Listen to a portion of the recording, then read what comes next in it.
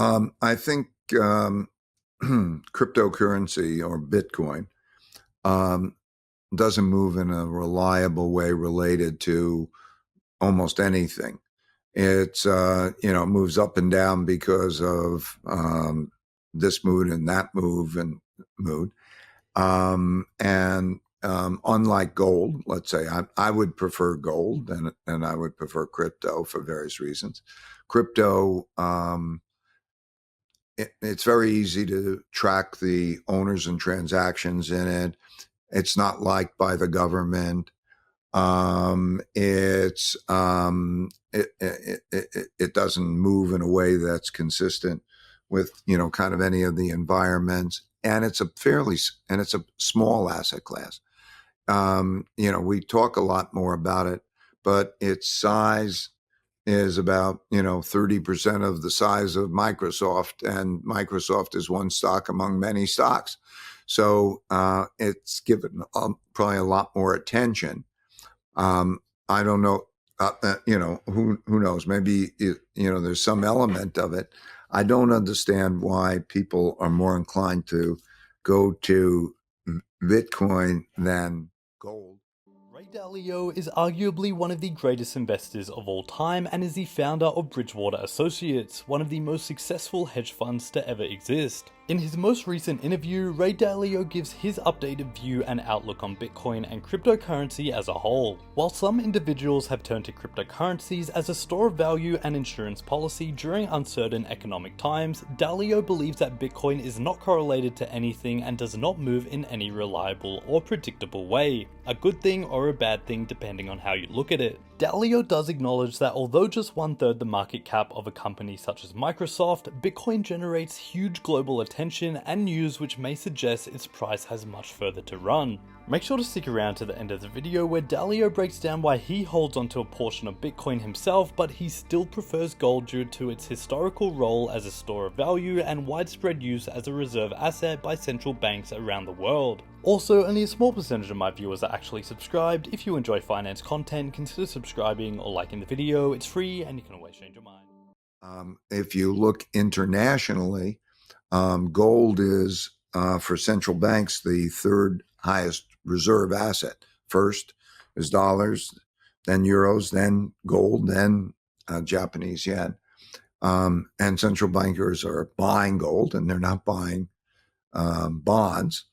And it's, timeless and universal. It's been there. So, so I'm not a big fan of it. As I've said before, having a little bit, I have a little bit of it, but if you have a little bit of it, you have to think about those things. And, like I said, you have to be prepared for it to fall a lot, if it goes down 80% or something, but that limits the amount that you can have in it. So I don't know. It's, I don't think a lot of Bitcoin. Go to places or spend time where there's not as much of this junk going on, first of all, I think recognize, let's go to some of the basics. What do you really need?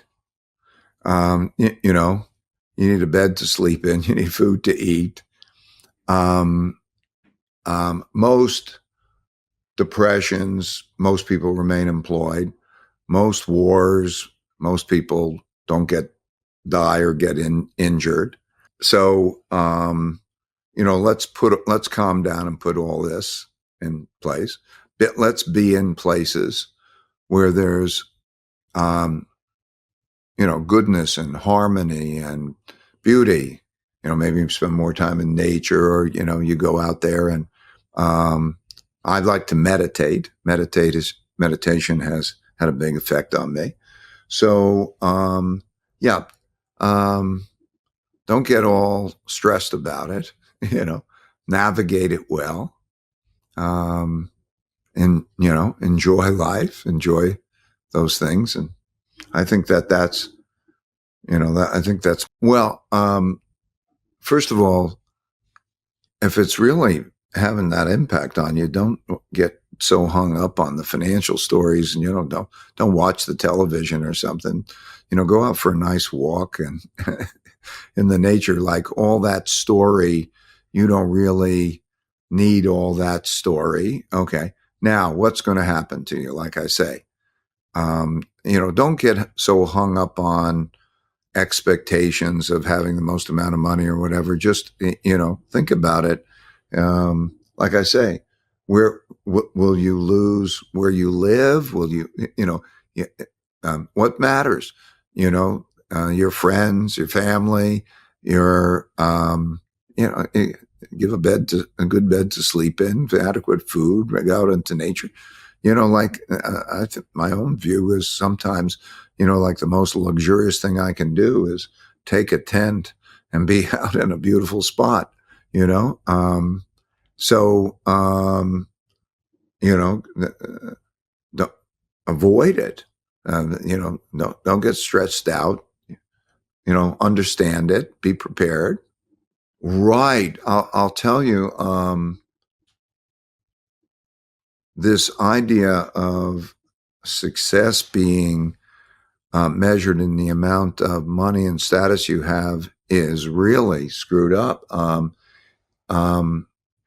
Like if you think about money, and this is shown in measures of happiness, past a basic amount of money so that you don't have the misery, there is no correlation between the level of money you have and the level of happiness you have. Lots of studies show that. And the highest correlation is, do you have a community?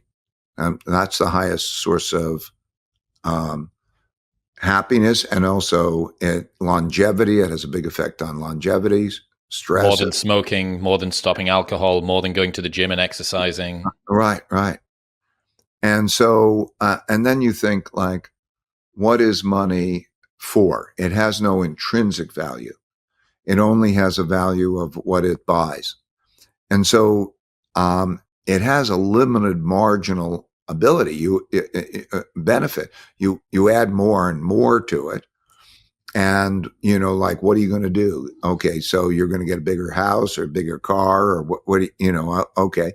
And what does that really mean incrementally relative to spending time with friends and family and all of those things? Most of the good things in life are not expensive, right? Friends, family, nature, sex, anything, it's not going to get better with more money, right? Materially better. And so it seems to me that it then can become an obsession, and that's not healthy. So I think it's, by and large, you handle it well and it's all going to be okay.